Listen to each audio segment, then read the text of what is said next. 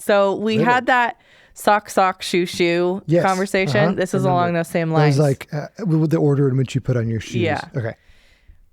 Why do you say you're on a bus, you're on a plane, you're on a boat, but you're in a car? Why is that? Because technically you're in a plane. On the boat, I get, because you can, like, it's not encapsulated. You're on a train, still it's encapsulated. I don't know the answer. Here's my guess. My guess is that you don't have a lot of agency when you're on those other forms of transportation. Oh. And when you're in a car, you are often the one driving. I have no idea if that's true, but that's what I'll take it.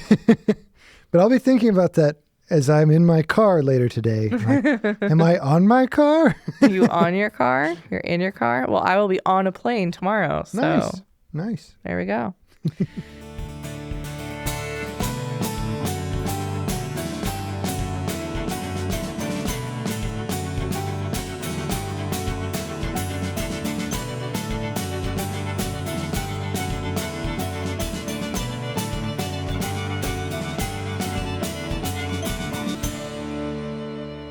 Hi, and welcome to Ask a Kansan, where we are amplifying, connecting, and uncovering stories across Kansas. And so today, our guest is, our conversation did one of those things again where it took an unexpected turn, and I absolutely loved it.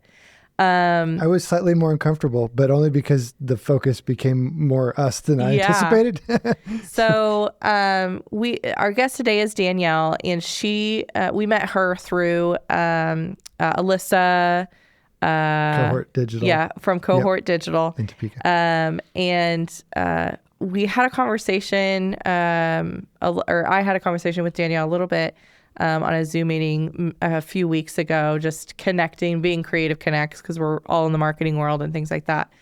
And then I started listening to our podcast, and I was like, man, she would be an amazing guest. Like she just has a really cool like passion to her. So without any further ado, here is Danielle J. Martin. Hello. How's it going? I'm good. I'm Sydney. I know we've met, but this is good.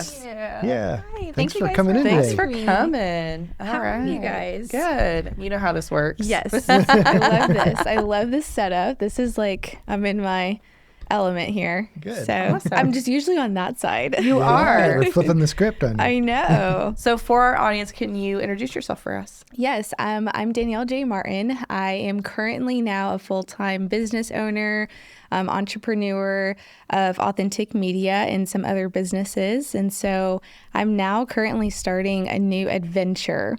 So that chapter just started, let's say, a couple weeks ago. That's awesome.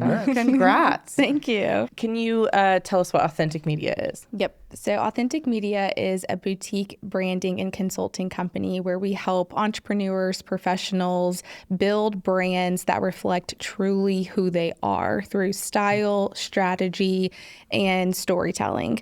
And it's really important for really us to do that starting with story, because coming from a place where I used to be a journalist, I used to work in the news industry, I noticed that a lot of business owners had struggle and I would say challenges rather, sharing their story. They wanted to get directly into like the business, selling their product, marketing, and there was a huge gap in not really like showcasing who they are, starting with the foundational element of who are you and what do you want to be known for. So that's where like the consulting part comes in. And so we do everything from brand experiences with photo shoots. So we help them like elevate their professional visuals. And then we also help them with like content strategy, marketing. And then we also have some like digital products that we offer too. What made you want to do that? What made you want to get into this? I've always had a heart for media. I didn't really know truly what that looked like until really I got, I would say, closer with God and really did a lot of developing and healing in that way. And I noticed there was, again, a huge gap in the arena of business owners that were afraid to put their authentic selves out there. I really see it from like a psychological standpoint of marketing. And I was like, okay, how can I collaborate and kind of combine all the things I'm good at with like podcasting, photo shoots, and then storytelling? And so out of all of that developed authentic media. I'm a true believer of like showing up authentically. And then obviously like the media part comes in through like just anything that has to do with like videography, photography. That's like the whole element of like authentic media. But I saw a huge gap currently I live in Topeka, Kansas, which is so interesting because that's like a whole different story because I'm originally from Houston, Texas. Okay. So originally from there, and I've been in Topeka for about 6 years. And which is, again, you know, they say like you make plans and God laughs. So that's typically what happened with me. And then I never saw myself as a business owner, like ever. But then like I had all of these ideas come to mind. And then I just had a lot of people around me say, you know, you can make money off of this, right? Like helping people. And I'm like, yeah, but it's really like not about that. Like I just genuinely just want to help people like with styling and like, you know, photo shoots. And, you know, I take photo shoots all the time. So I was just like, you know, you could do this for your business, right? And so it just started to kind of like come together as a business. And so I took some time and I took a step back and reflected and said, okay, how can this really be like intentional for this community? And so where I found a lack in the Topeka community is first impression is everything. Like it is the front door to your business. And so when you don't have a website or a professional like photo on your website, you are communicating a message to your audience. And I always like remind my clients, I'm like, this is more than just your logo and what you're selling online. Like people can get to that later. You are communicating a visual message to your audience. And right now you're showing that you're unprofessional or I can't take you seriously. And so I'm like, let's take a step back and let's invest in this, you know, photo shoot. This visual experience is kind of like what we call it. And also like give yourself kind of like a gift, really, because we don't just do photo shoots. We do like, there's hair and makeup, you know, there's photography, there's videography. You kind of get like the whole brand experience. Awesome. Yeah. Do you find clients that maybe they aren't clients because you get pushback from them of like, well, if I'm really going to be authentic me, I just need a Facebook page. Or if I'm really just going to do this, I don't need that. Do you find that in a lot of people that you talk to? Or what's interesting, the businesses that we've been consistently helping is they're in like, I would say all different types of industries. So we're running into estheticians, we're running into product-based businesses, service-based businesses. So we're helping kind of like a large arena of people. Like there's not one size fits all, basically. So it's very customized, which is why we like to call it very boutique. And so a lot of business owners are running into, I'm just going to do what this person told me to do, or I'm just going to do this because everybody else is doing it. Right. And it's like, no, you have to really kind of, this is where like the strategy piece comes in. You have to step back. And I always ask people before we go anywhere, what do you want to be known for? You have to start there, because as you are creating and you are building your business, you are going to lose sight of that very easily with the amount of distraction that is going on in our world right now. So you have to keep like the end in mind. What is your ultimate goal? And then you kind of just like backstep, like basically create a roadmap and like kind of go backwards. But like ask yourself, what do you want to be known for? For me, authentic media, I hope that it is the light and the platform that gives God all the glory. And so I have to remind myself that as I'm communicating with people, this is not just like a relationship business, you know, transaction. It's like, I want to build a relationship with you. And I also hopefully along the way want to introduce you to Jesus because he saved my life, you know? So it's like, it's really bigger than that. I want to kind of gear off a little personally here. So you are from Texas, you're in Topeka. What was kind of one of those because they're very different cultures, very different experiences. Yes. My husband is from South Houston, so he's from the Baytown area. Okay. So, familiar. Yeah. So when I go there, this is a very different area than when I grew up. Yeah. So what was kind of the big moment for you when you realized, okay, Topeka, Kansas is very different than Houston? Okay, can I be transparent? Yes. I didn't even know Topeka, Kansas existed. That's fair. Honest. Until I was just applying for jobs, right? Yeah. So ultimate goal when I was a young girl, I wanted to be on Good Morning America, and still see it to this day, but maybe in a different way, right? So Robin Roberts was my ultimate, I would say, just spiritual mentor. And so I went to school in Houston. Born in New York. I always like to throw that out there. Even though my family's like, Danielle, you're not from New York. I'm like, I know. But I was really raised in Houston, Texas. And I was looking for jobs in the news industry. Back then, it took, years, maybe months to actually get an on-air job. And so I was applying everywhere. And I remember graduating from college, I waited 10 months until someone finally got back to me. And it was a news director, John Janes, that used to work in Topeka, Kansas. And he said, hey, I know you applied for this sports position, but I think you should consider this news position. And I'm like, okay. I used to want to be a sports reporter.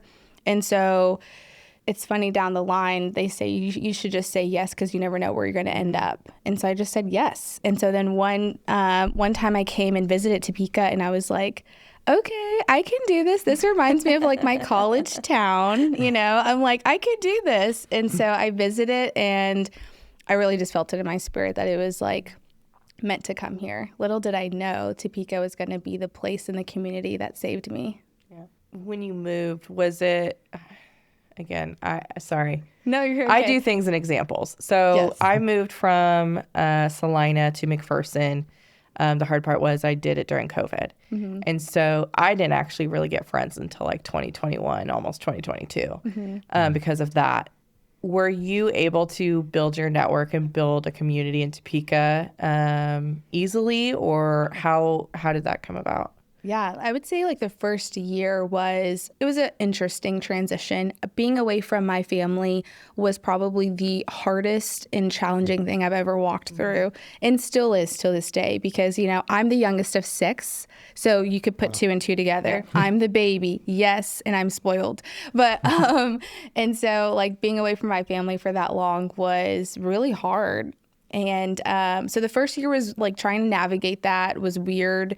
And then in my mind, I had the end in mind that I was only going to be here for 2 years. Because normally news positions, your contract is 2 years and you can decide to extend it and things like that. But I'm I'm only going to be Topeka is a pit stop for me. Who's going to be here that long? Not I, So I came here with the mindset that I was only going to be here for 2 years.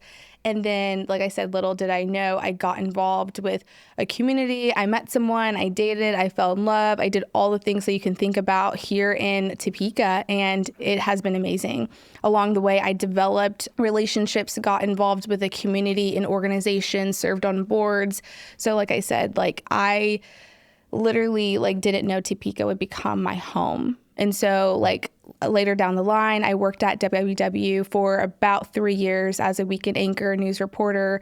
And then when I got really involved in the community, someone was, informing me about this company called Advisors Excel. I didn't know anything about financial marketing. I'm like, what does this again, it was kind of what is Topeka? Where is Topeka?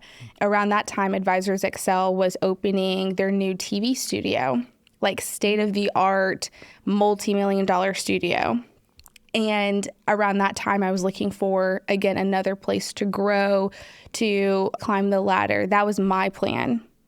Again, stop making plans because God's laughing at you, literally. And then I took a step of faith, and I said yes to that position at AE, also known as Advisors Excel. Then I worked there for about 3 years, or no, Can you 4 enlighten years. me what is financial marketing? I've never heard of Yes. that. Oh my gosh. Okay. So our mission, Advisors Excel's mission is to help financial advisors become great business owners, right? So think about it in the most, I would say, like surface level. As a business owner, you need a marketing department to help run your business, right?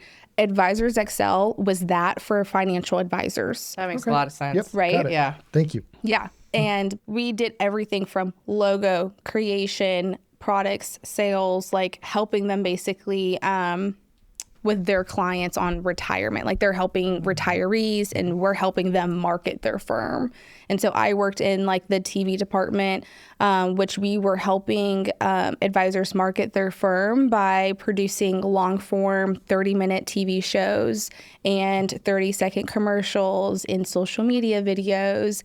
And interestingly, again, my version of my way of wanting to get out there was like to leave and climb the market, not realizing like AE was going to be another huge opportunity and platform that would really help me connect with the world. So we served advisors and still serve all over the world. So there's advisors that fly into Kansas City all the time from like Chicago, Texas, North Carolina, I mean, any state you can think of, like we serve those advisors. And so I think we had almost about 200 advisors on our TV platform. And so I've worked with like just phenomenal people. And then especially in the marketing and just creative industry, like AE has some talented people. So that was a really huge like time in my life too. Kansas Wesleyan is proud to be the educational crossroads of North Central Kansas. As a partner of Ask a Kansan, we share the desire to build our communities and to discover what makes our region special. Learn more about the power of and at kwu.edu. I don't remember exactly how you phrased it, but Topeka saved you? Yeah. Could you elaborate on that? What do you mean? Yeah.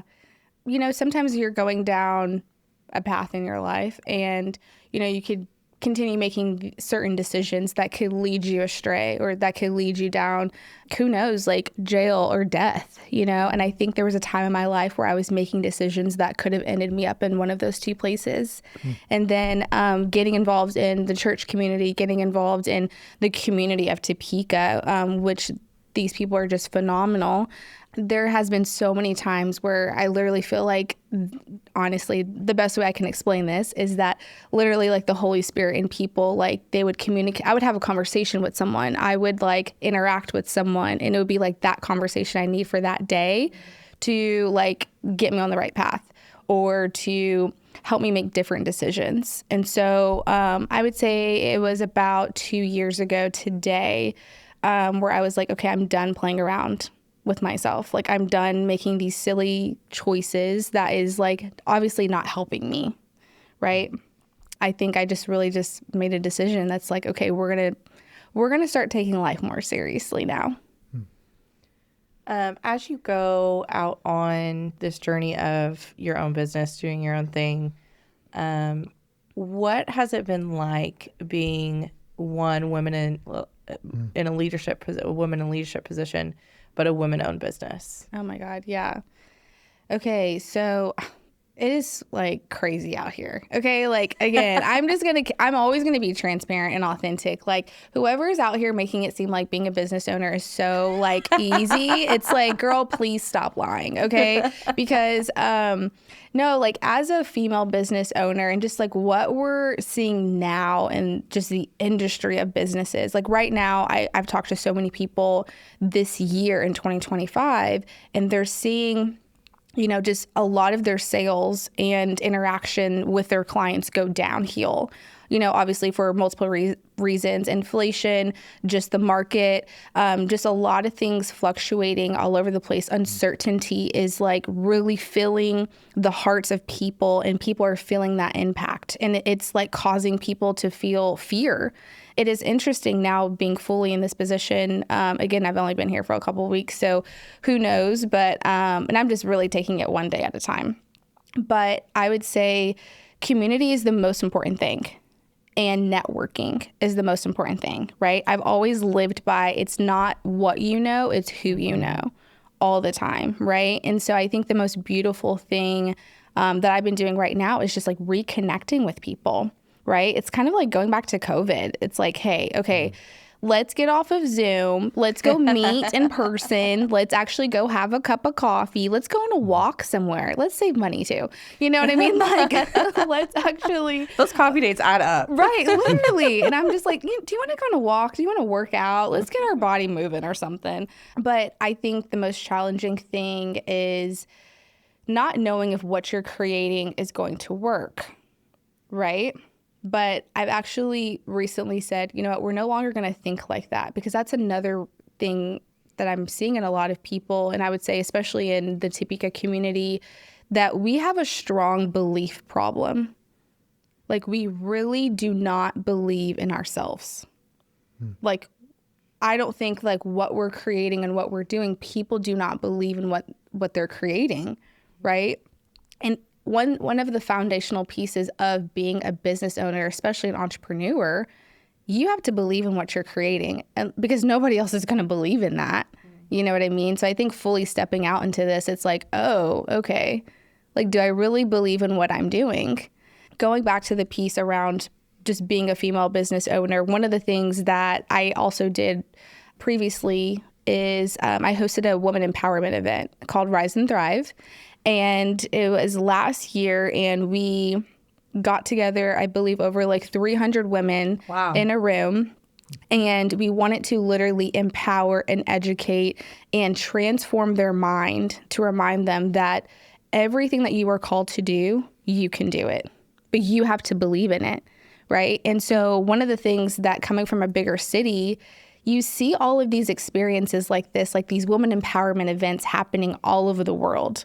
Topeka did not have that.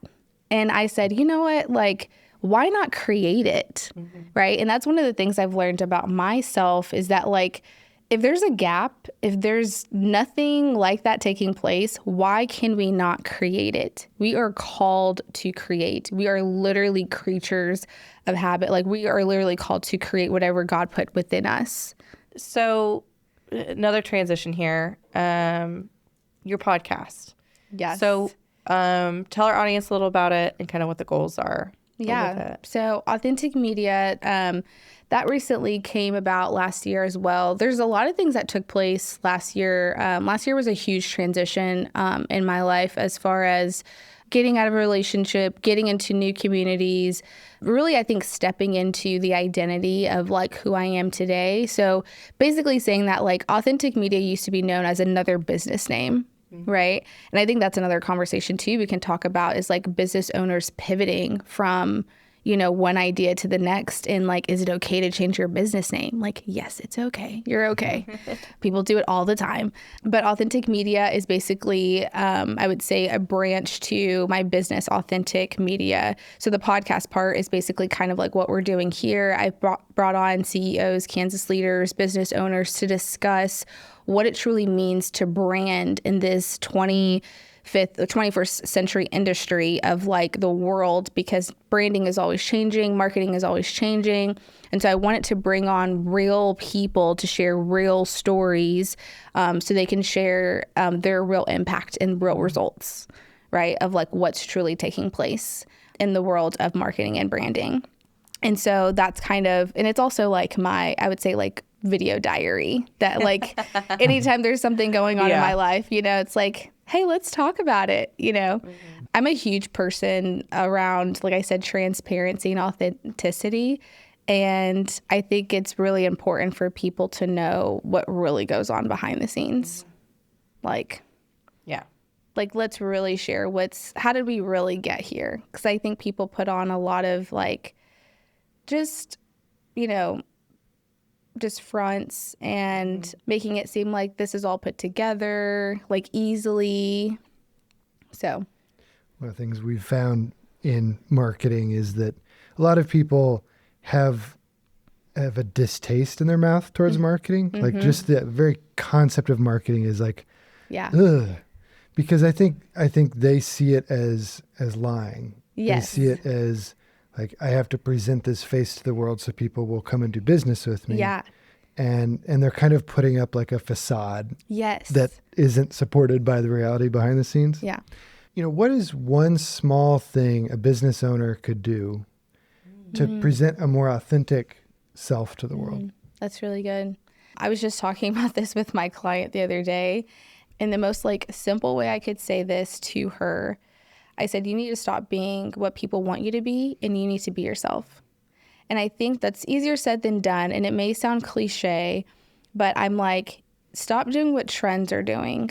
Stop doing what people want you to do. Stop doing what, she's an esthetician, and it was I want to follow the trend of what they're doing, right? And it's I think sometimes you have to go against the grain of marketing and do the complete opposite and break through that ceiling if it works for you. I think we have to maybe look at a lot of things and, discover and kind of evaluate, okay, based on where your business is at, does this fit for you right now?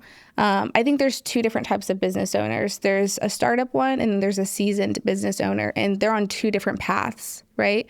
So I get both types of business owners. So I always like to evaluate, where are you currently in your marketing? So we kind of like to do a diagnostic of okay, let's look at what you're currently doing and what's not working. Right? So it's let's start with your checklist.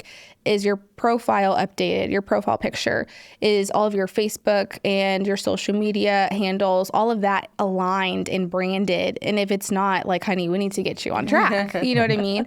If you have a Facebook page and a LinkedIn page, and on one platform you haven't posted since 2018, it's okay, well, obviously we shouldn't be using that. So there's a lot of pieces that are involved with creating an actual brand. But I think when it comes down to the actual authenticity piece, this is where I get excited, because it's this is where the consulting and coaching comes in. Because it's I'm consulting, but I'm also coaching a lot of my clients around what is the story you're not telling? And people want to know that story. People want to know that you're real. People want to know that you're human. And it's interesting because there's a lot of human business owners and entrepreneurs trying to do what corporations are doing. It's it's a weird philosophy that it's but then there's corporations that are now trying to bring in the human aspect. And it's get rid of all of that. And people just want true, authentic you. If you look at your phone, YouTube, you're being sold all the time, every day, all day, ads. You kind of already said it. It's marketing is immediately, I know you're trying to sell me something and you're trying to manipulate me to buy whatever you're, wanting me to buy.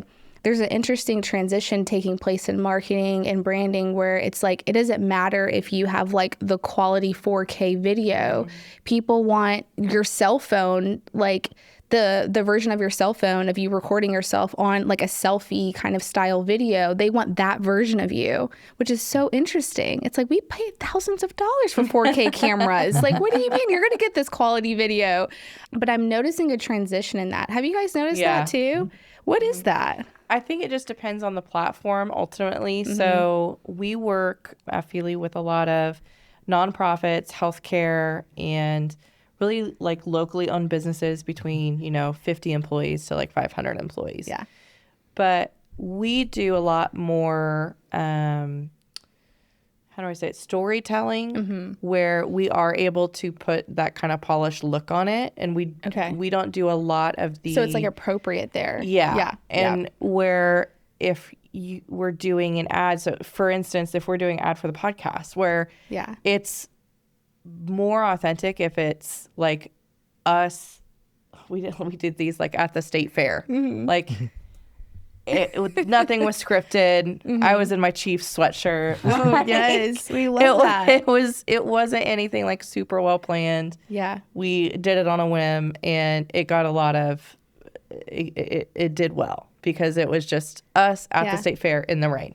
Yeah, it depends a lot on what channel you're trying to communicate through and how much information you're trying to impart. And I think there's a lot of the need in an organization for the little things that need to go out. Those don't need to be fancy. They don't need to be super planned. They need to be timely, right? Yeah. And so that's where that cell phone video comes in my opinion. Yeah. One of the things we do within our business on the video side is when we are thinking about the biggest kind of darkest things in the closet that they need to deal with.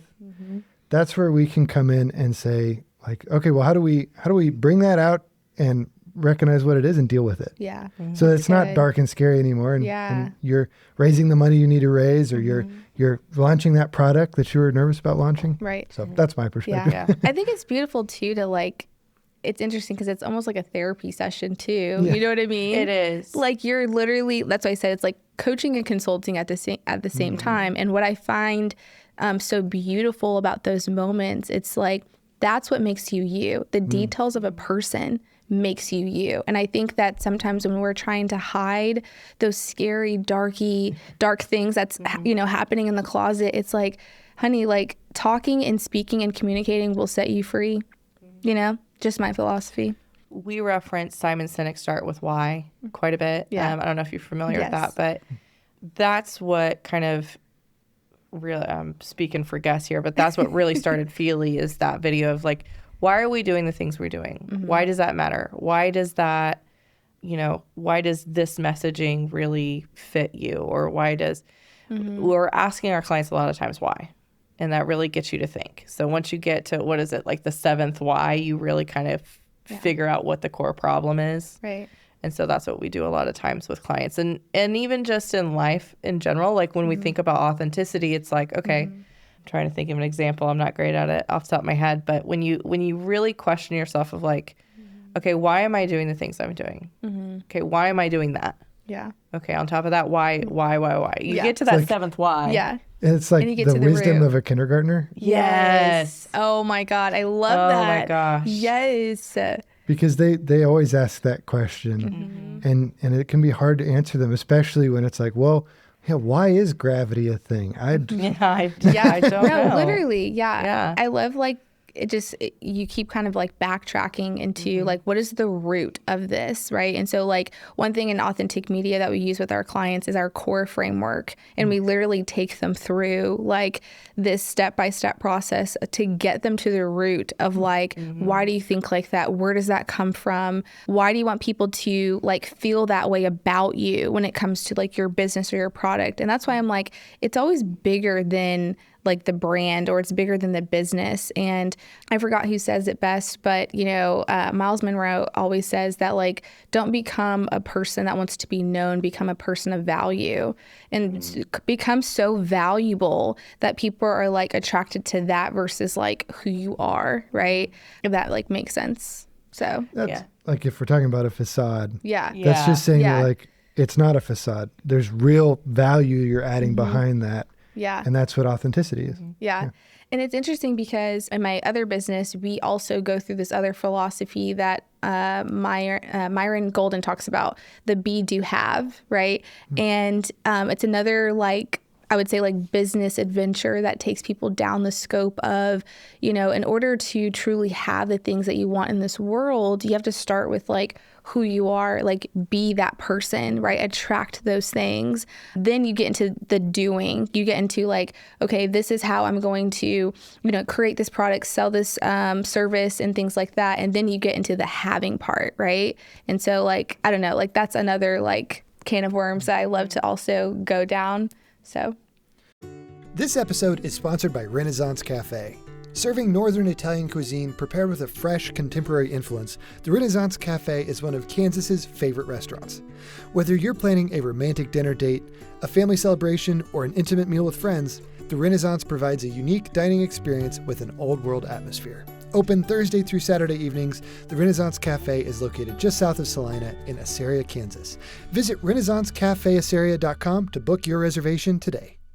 I'm interested in your perspective moving to Kansas from another state. Yes. And, I saw a map the other day that showed the percentage of people in each state that think they're Midwesterners.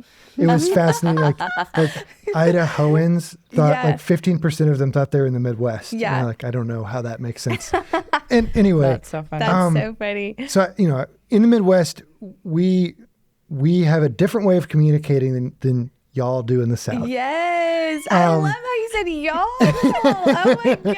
I'm cringing right now. Oh my God. I'm so excited. So what are there things that we as Kansans can do to better communicate?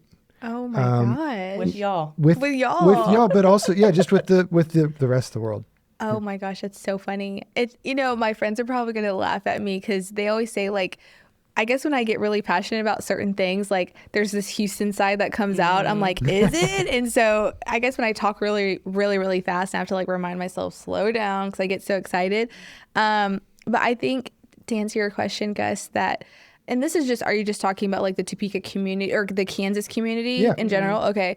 I think one of the things that I have seen in, I would say, this state that is so beautiful, but could also be a hindrance, right? Is like, we are not open to change, right? Like we are so like, I would say, like gripped on what we want to happen and to stick around forever.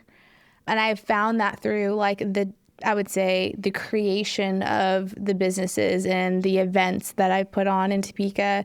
And it's like this exciting attraction, but then there's like this like pushback on like, why is that happening? What's going on? Why do we need to change anything? What's wrong with our community? And like, there's nothing wrong with our community, but we can do a little bit more with, I would say, being more curious, asking more questions. Yes, being more curious. Like, just instead of pushing back with the why, be like, how did you come up with that? That is so interesting. I want to know more about that. And I guess like still using the word why, but like not with the pushback of like, nothing needs to change here. We're fine. And I do think, I don't know about Salina, but Topeka has a strong mindset of not wanting to change anything. And that could hinder a lot of the growth of our community. Business owners, it could hinder the growth of state and city leaders of wanting to make change, but the community is not ready for it. And I honestly think, to be transparent, Kansas is behind in a lot of areas, especially when it comes to just the I would say development of our community, of what we're getting. Like, I think we're finally getting Top Golf, you know what I mean? Like in Topeka, and we're finally getting these attractions to our state. And it's like, these other cities, we've been having them already, and we're doing things like, I mean, just for example, like the women empowerment events, and we're doing all of these business conferences, but we can be doing them on a whole different scale. But I think that comes with the community coming together and saying, you know what, I'm going to release my idea, and I'd rather just come together on your idea, and let's collaborate, and let's like rise to the roof together, instead of like being in these silos, right? We're so isolated because people are so gripped to their own idea. And that's honestly going to break our community. Yeah, so. I feel somewhat convicted by that. Yeah. Oh, I'm sorry. No. Like, can you explain? What do you mean by that? I mean, I think my staff would probably be the first to say that sometimes I can feel a lot of conviction around my own ideas, that they're, I'm forcefully, putting my idea forth, but I could be maybe better at being open to others' ideas. One of the things I kind of latched onto in what you were saying is that good enough versus a little bit better. Mm-hmm. Like, why do we need to change? Things are good enough as it is. Mm-hmm. But if we can just, the needle shift between that and what if things are just a little bit better? Mm-hmm. Like that doesn't have to change your mindset completely into like, I love change. It can just be, what if things were just a little bit better? Yeah. And if we can have that mindset every day, then all of a sudden, like crazy things can happen. Yeah. Can I ask you a question? What did you want to be known for when it came to creating this company? Ooh, it's like. I love this. Let's dive into it. I was not planning on turnaround. To be honest with you, I kind of saw my life just flashing by, just like things happening, me kind of scrambling to try to find what was important. And I really wanted to believe that I was spending my time on something worthwhile. Yeah. And when I realized that storytelling was a big part of my upbringing and my childhood, and that I wanted to do that. I wanted to help people tell stories, and that I believe stories have power. When we tell a good story, a piece of that kind of breaks off for that person and becomes part of who they are. And that's the kind of thing that can change the world is when we tell the right stories that shift things towards the better, a little bit at a time. No, I think that's honestly so beautiful. And I just want to give you kudos for creating this like establishment and company, because we need something like this in Topeka. Like, I mean, seriously, it's like, I think I was telling Sydney, I was like, oh my gosh, like I'm so obsessed with the quality and the establishment of what's being created here. Not even that, but like to get treated like there's a green room here. Like my name's on the screen. This is a full-on studio. I think just even you creating something like this gives people hope. And even someone like me that's like, okay, when I can go back to Houston, like I can create something like this. You know what I mean? It's like, that's where I was kind of careful with saying like, it's good to want change, but also there's people that have missions that are necessary for other people to attach to. So we can help grow that mission. And then hopefully along the lines, like maybe one of your team members here, I mean, hopefully not, but if they want to go create something of their own, they have that connection with you, you know? But I think that sometimes we live in this competitive industry and world where it's like, no, I want to go build my own thing, have fun with your thing. And I think that's what honestly tears our communities apart. And so that's why I wanted you to share that, because I'm like, that's powerful. I think there's so much power in storytelling, and we need more people behind that, because it takes more than just one person trying to get other people to tell their story. You know what I mean? That's what I was going to say. Is, the Feely of today is only here because of the people that have worked here. And, you know, if without them, it'd just be me sitting in an empty building by myself. And so I think Tim would still be here with you, though. Yeah, Tim and I would probably be playing you video and Tim games. would when did you guys open again? 2019. Okay. So, yeah. Okay, yeah. Wow, that's awesome. No, so what is like your next 5-year plan? You're good. No. I love how this interview has turned. I'm curious. I feel like I'm pretty watching sure a this tennis is your match. podcast now. I'm curious. This project as That Kansan is one that we're deeply committed to in the long run, and wanting to build an audience, a unique audience that includes people across Kansas and people who've been in Kansas at some point in their lives. I think, you know, from a business perspective, I think that is something that there's a financial benefit to, that we can, if we can talk to those people, you know, there's people that need to talk to those people. More importantly, though, it's that like our little rectangle of North America, of the United States, you know, it's just a line, but there's more to the people that live here than just, you know, the land. Like there's important people that are doing important work, and we need to elevate that.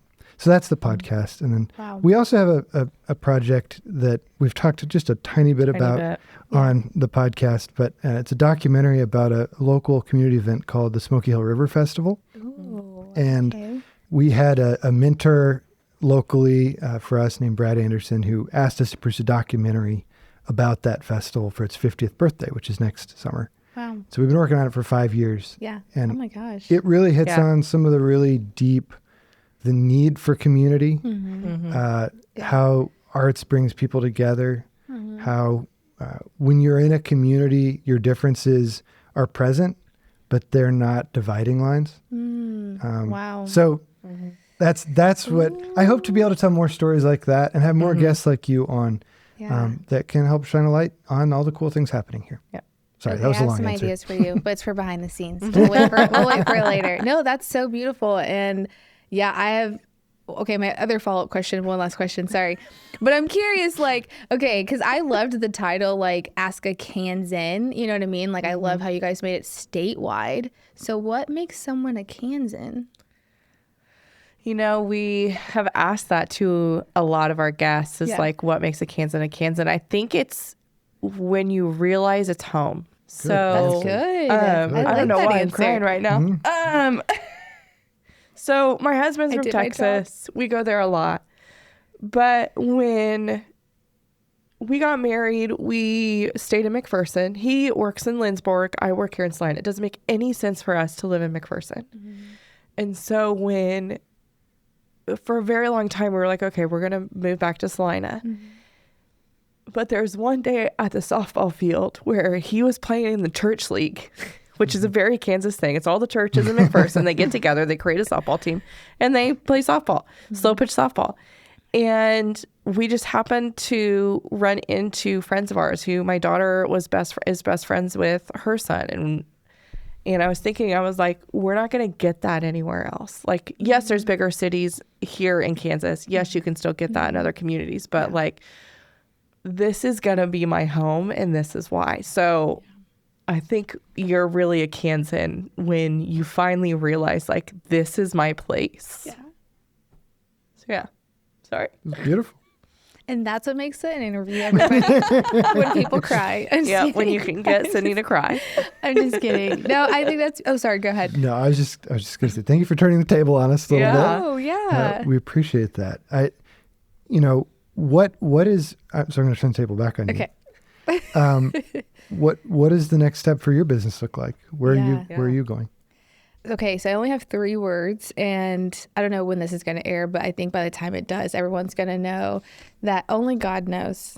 I'll be honest, when I put in my resignation at AE, I did not have a plan, and that's very unlike me, okay?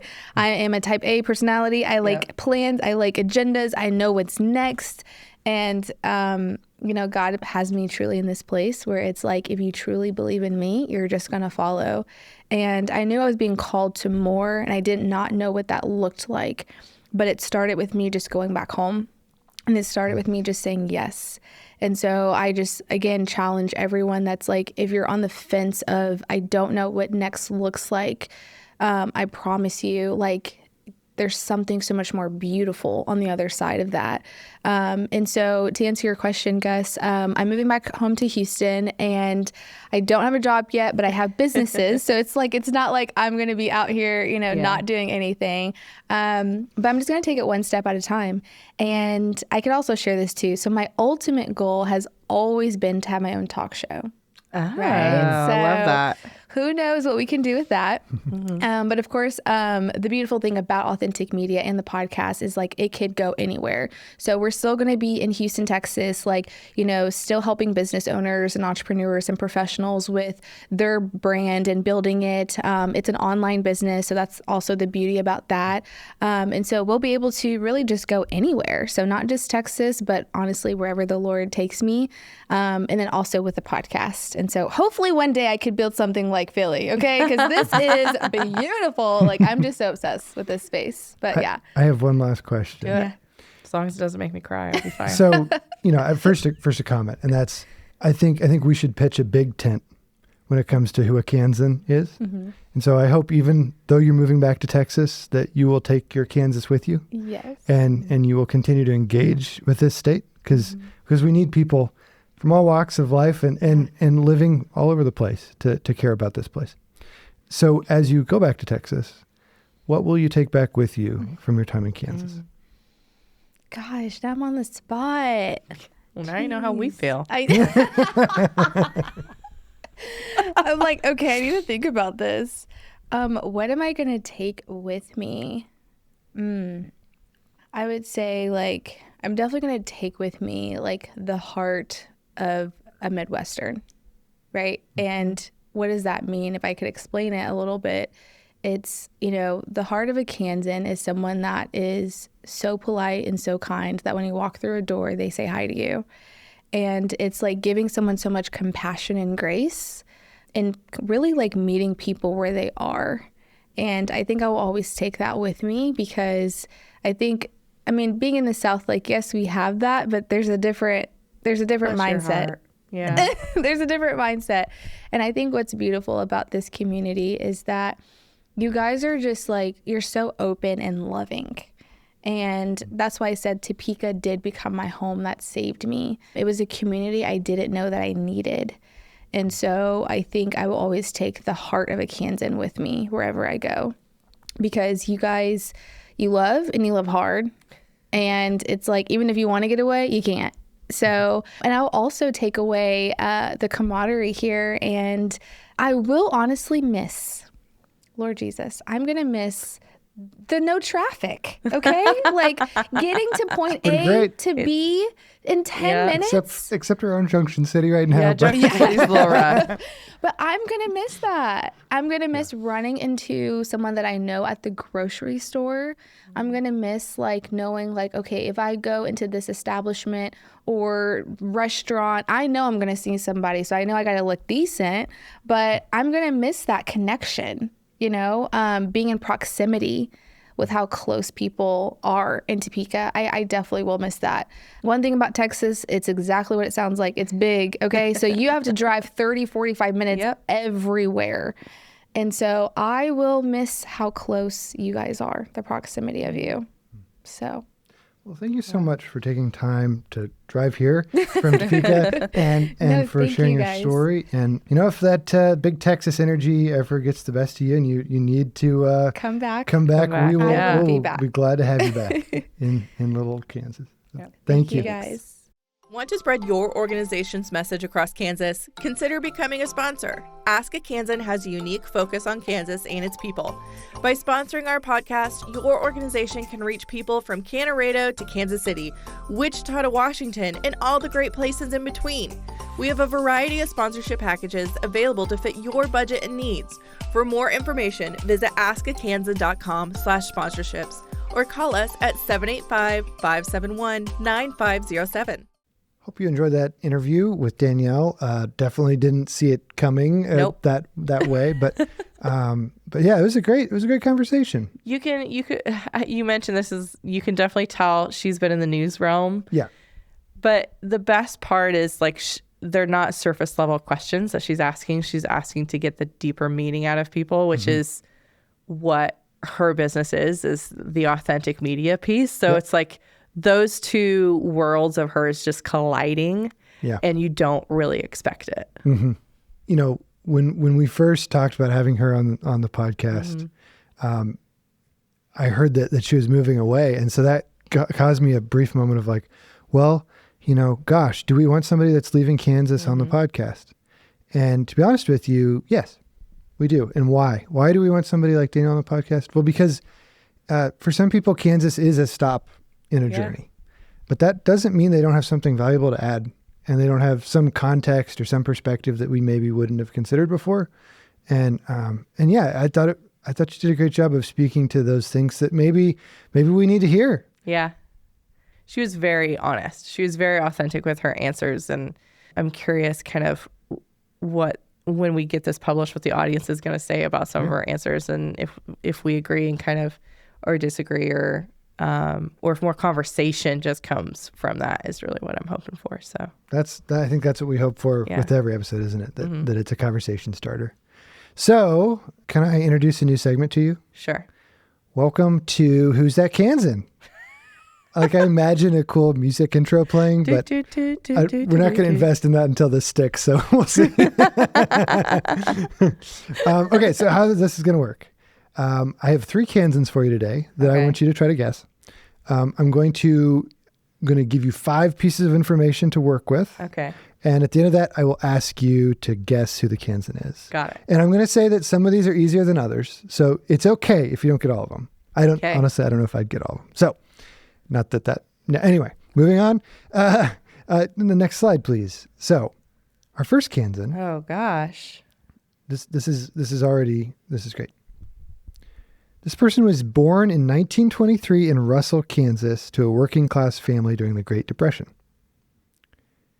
He served in the U.S. Army's 10th Mountain Division in World War II, where he he received a right arm injury that he carried with him for the rest of his life. He was elected to the U.S. House of Representatives in 1960 and then to the U.S. Senate in 1968. He twice served as a Senate Majority Leader and helped champion bipartisan legislation such as the Americans with Disabilities Act of 1990. And he was a Republican nominee for president in 1996. It's okay. The only thing that comes to mind for some reason is Bob Dole, and I don't think that's right. Click the button. Bob Holy Dole. smokes, it was. You got it. See? Holy smokes. You got it. Yeah. So good job. You're 1 for 1. Oh my gosh. Okay, let's move on to our next one. That was a pure guess of just like, okay, what old man do I know? Oh, give yourself that's more done credit. government. You connected the dots there. Okay, this next person was born in 1893 in Wichita and was the youngest of 13 children of formerly enslaved parents. Her father was a Civil War veteran. She began performing in church choirs and on the vaudeville and minstrel circuits before transitioning into radio in the 20s. She transitioned into Hollywood film roles in the 30s. She won the Academy Award for Best Supporting Actress in 1940 for a role in Gone with the Wind. Oh. And finally, this is more just flavor, but she faced segregation throughout her career, and after her death in 1952, her Oscar was lost from Howard University's archives, but was replaced by the Academy a few years ago. So who is this person? I don't know her name, but I know exactly who you're talking about. She had quote unquote iconic roles because she was always like the maid or the housekeeper. Yeah. Yep. And even when she won her Oscar, like she wasn't allowed to sit with any of the other celebrities. She had to sit like at the back of the house. You definitely, I know exactly who you're talking about, but I have no idea what her name is. Her name is Hattie McDaniel. Hattie McDaniel. Okay. Yeah. Yep. Yeah. I guess I think I did know she was from Kansas, but I guess I didn't connect the dots quite. It's pretty cool. There. Yeah. That she's from Kansas. Okay, our last one. This is the hardest one by far. So, and this silhouette kind of looks like me. Doesn't it? It does look like you. Like it looks like you took a picture of you and just made a silhouette out of it. Okay, this person was born and raised in Lawrence. He received a BS in electrical engineering from KU in '86. He had an early career at Silicon Graphics, working on 3D graphics and visualization technology. He founded a company called Keyhole Inc. in 2001, developing satellite imagery software that was called EarthViewer, which was acquired by Google and then became Google Earth. He served as Google Earth's vice president of engineering for GeoProducts, leading teams behind Google Maps, Earth, and Street View. He's also worked at Uber and Niantic in mapping and AR roles. But he returned, I think, in about 2018 to KU, where he is teaching as a research professor. He's also been the Democratic nominee for the Kansas Secretary of State in 2018. And he was honored with National Academy of Engineering and UN Champions of the Earth Awards. I have no idea. That's totally fair. I don't think Bill Gates, but that's not Bill Gates. It's okay. This is one of those people that I think Kansans should know. Yeah, Kansas should know about Google Earth is a big deal. Google Maps is a big deal. Yeah. Yeah. So his name is Brian McClendon, and he Brian McClendon. He does look like a fellow Brian. nerd like me, and we are proud to claim him. So those are Brian three McClendon. Kansans that Kansans that you need to know. Yeah. But I look forward. What do you think of this segment? Should we? I keep love going? it. Okay. I dig it. All right. I am a trivia nerd. Especially when I think I have a shot. Well, you're two. Well, I'm going to say you're 2 for 3 for the day. Okay, you knew Hattie. I knew Hattie. I just couldn't think of her name. But well, that brings us to the end of another episode of Ask a Kansan. So make sure to please share, at least just with one other person. If you like this episode, check out Alyssa Mankey, her episode. I don't know which number that is, but I'm sure you can Google it. Hers was Digital Kansas. It kind of ties in a little bit with our conversations today. So visit us at askakansan.com, sign up for our newsletter, and we will see you next time. Thanks.